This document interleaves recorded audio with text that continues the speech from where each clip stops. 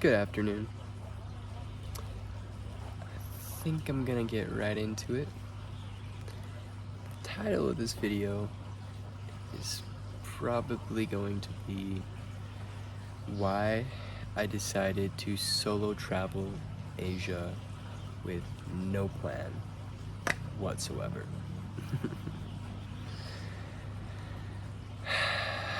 So I think it might be, kind of wise for me to start at the beginning so you guys have a little idea of who I am and where I come from.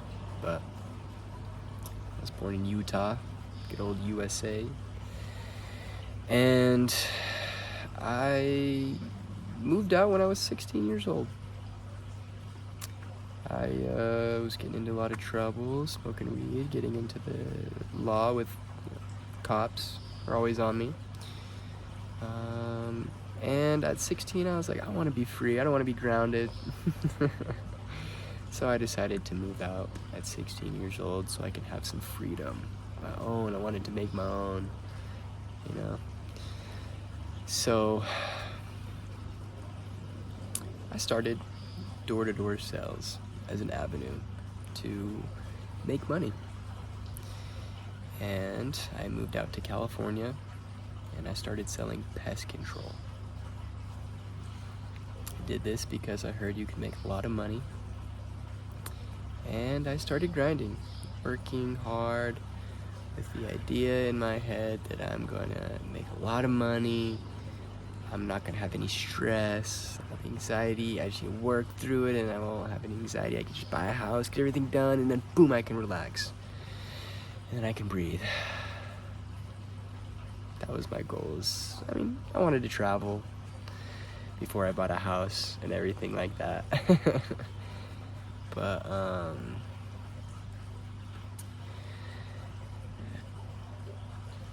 I'm here now after working all that, and I'm extremely grateful. But I want to take you on some of the processes I went through. My first process was I didn't really know what I wanted. I thought superficially, so I thought I kind of knew what I wanted. I want to have fun, I want to do this, I want to have all that, let's go, woo. And then, I just kept doing that, and then I just kept going in loops, and I was like, eh. So I got to the second stage, which was like, I sat down, I really thought about it, and I was like, okay, I want to travel, and I want to help people, and I want to see the world and have new experiences.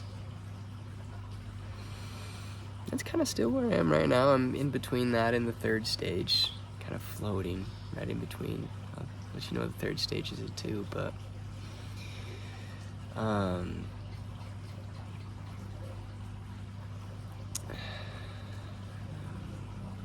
third stage, because now that I'm here and now that I've been traveling and I've been experiencing, I've been hanging out with elephants, been meeting a bunch of really cool people, been hanging out with a bunch of girls, been eating extremely good food.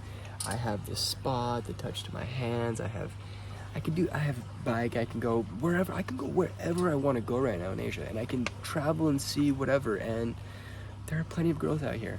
I can do whatever I need to do, and I'm at this point, and I'm like, I don't want to keep chasing pleasures, because if I keep chasing these pleasures, I've noticed I go down kind of a slippery slope where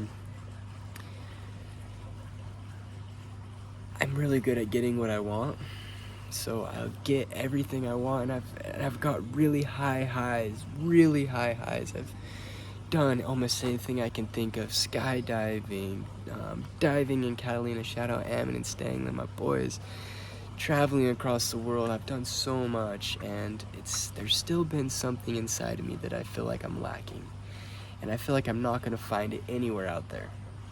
And I kind of want to bring that to this point right now, is I want to just let go and surrender. And the reason why is because once you've chased pleasure to the fullest potential, the only thing you can get a kick out of is pain. and I can see that. And it's like, I don't want to keep chasing pleasure, because what am I gonna do? Just keep getting high, high, high. I want to bring it back to my breath. I want to have peace. And through my journeys, I figured that everybody's just trying to find a comfortable place to rest. Whether it's mentally, your thoughts are always trying to find a comfortable place to rest.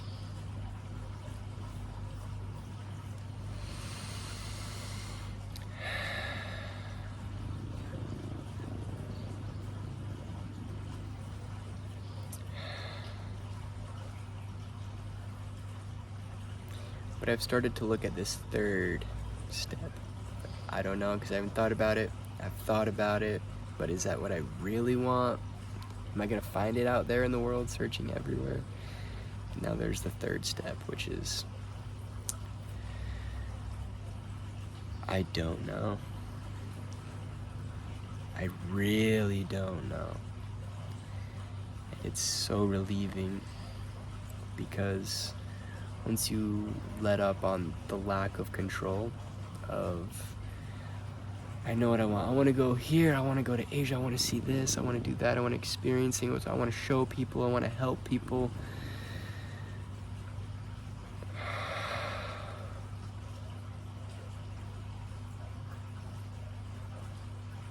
You see? What I can't bring it back to the breath.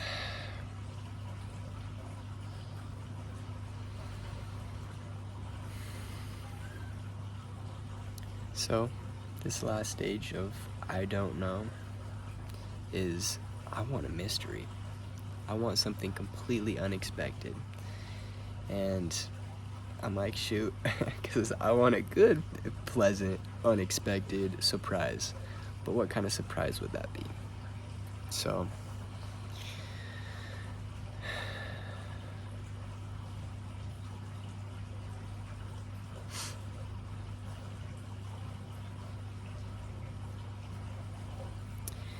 once you get to this let go of I don't know, it's the same as I let go.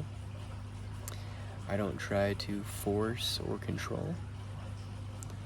It's the same as humility. You start seeing a whole new world. Because as soon as you stop trying to go somewhere or get to a point, you're left with everything that is and has been. And you're here, and you're in the now. You can hear the water, the birds, the bugs.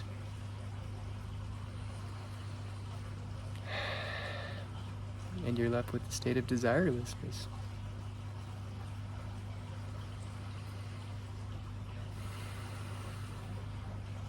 Which means the more you give, the more you receive. And with no expectations for what to find, you're only left with the gratitude of the things that you are led to doing, or the situations you expect to happen, or things like that. It's hard solo traveling when I have so many places to go and so many places to see.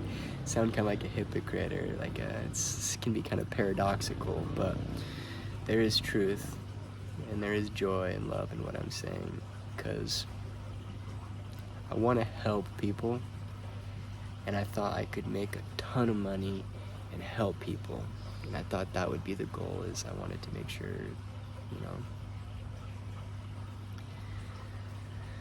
but sometimes it's hard to know what is the best way to help people, because everybody's on their own different path, and everybody has their own goals and journeys and experiences that they want to do while they're still alive and walking.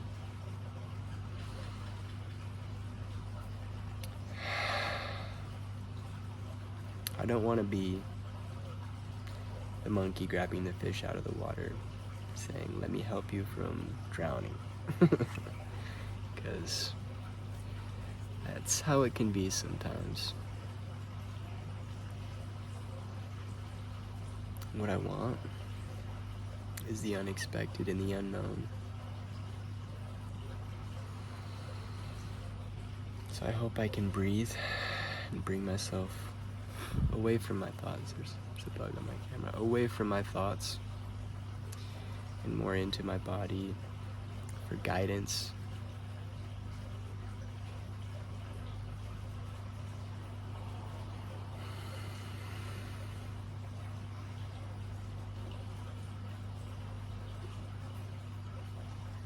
It's all just levels of meditation.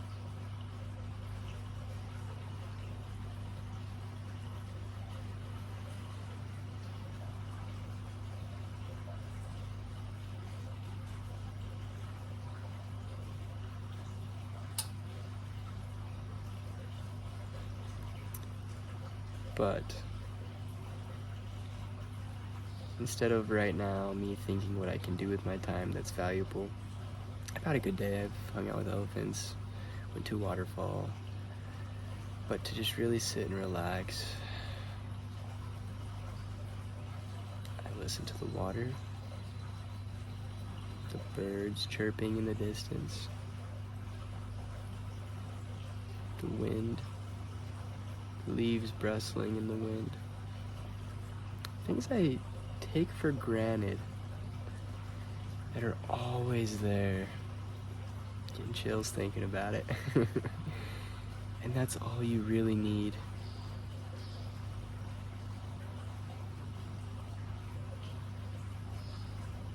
Obviously, you have basic human needs like food and water. Everything else is just an urge. But I promise you that the breath grounds you.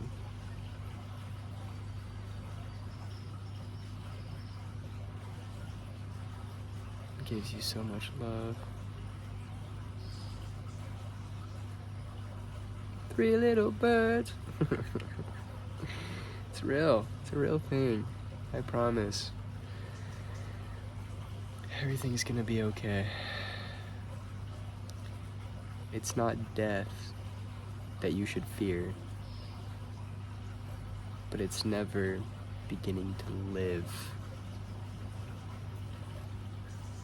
Just Plato's cave as a reference. Be fluid. Be okay with being wrong. Drink water. Most importantly, just breathe.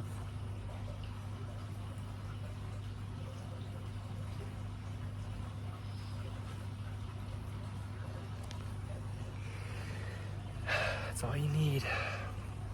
The rest is up to God and the experiences that come to you. Like, there's only so much you can do right now. The most I can do is breathe and enjoy everything that God has given me, and then I'm gonna go sleep in bed.